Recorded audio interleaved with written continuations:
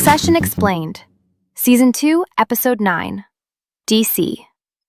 Logan Roy controls a media empire while fighting a hostile takeover through a proxy battle. He recently announced Rhea Jarrell as CEO successor to reassure shareholders. Whistleblower James Weissel's televised interview, funded by a mysterious backer, triggers Senate hearings exposing Crew's division crimes including assaults, cover-ups, and shadow logs.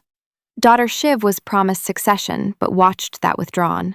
Son Kendall is subordinated through a fatal accident Logan covered up. Son Roman pursues a sovereign wealth bailout in Turkey. The hearings threaten shareholder confidence Logan desperately needs. Whistleblower James Weissel appears on television. Remember, he refused settlement offers because he has a mysterious backer funding his resistance. Now that interview triggers Senate hearings. What gets exposed publicly? Crew's division crimes, assaults, cover-ups, shadow logs documenting everything Waystar tried to bury. Victims are testifying. Logan just announced Rhea Jarrell as CEO to reassure shareholders for the proxy battle. But these hearings threaten that confidence exactly when he needs institutional support most. And there are simultaneous crises. Roman's in Turkey pursuing a sovereign wealth bailout that could take Waystar private. What's Shiv doing? Using political connections to gather intelligence. She worked for Senator Gil Evis, who's now leading the Democratic questioning. Right, and she has insider knowledge of how these investigations work. Jerry and Tom testify first. Tom testifies as the recent Crew's division executive. The questioning is brutal.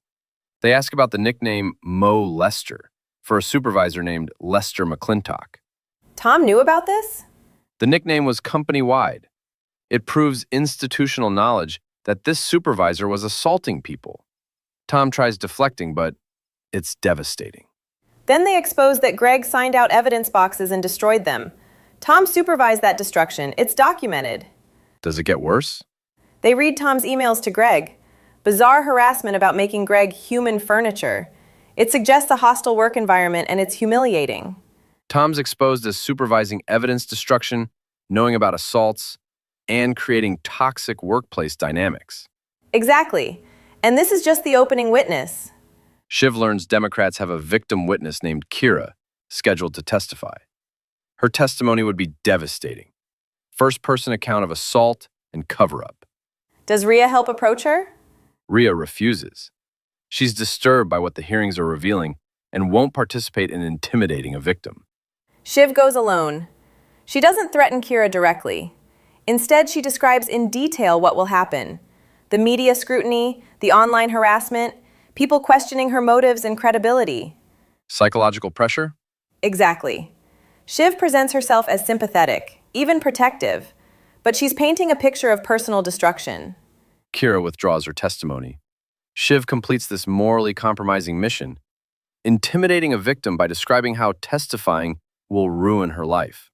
And she's good at it because of her political background. Logan and Kendall testify together. Kendall delivers this aggressive performance, attacking Senator Evis's motives, defending the company, deflecting blame onto the designated scapegoat, Bill Lockhart. Does it work? Conservative media praises Kendall for fighting back, but Logan reveals afterward it's insufficient. They're still losing with shareholders. Meanwhile, Rhea confronts Logan. She asks about Lester McClintock, the Mo Lester supervisor. Did Logan actually consider him a friend? Logan can't give a straight answer. What does Rhea do? She walks away from the CEO position, tells Logan she can't see the bottom of the pool and doesn't know if he cares about the misconduct. Logan just lost his announced CEO successor.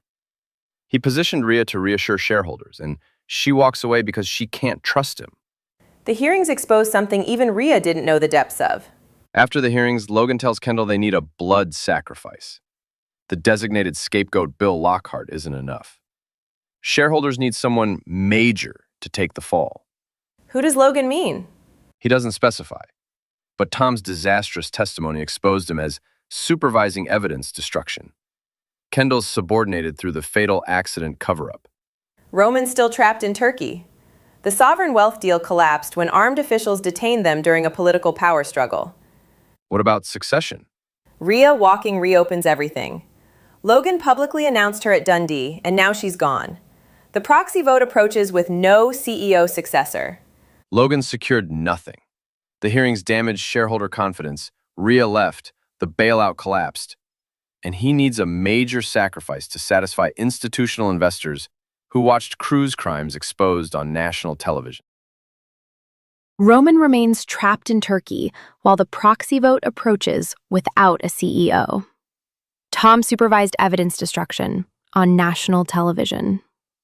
Logan still needs someone major to sacrifice.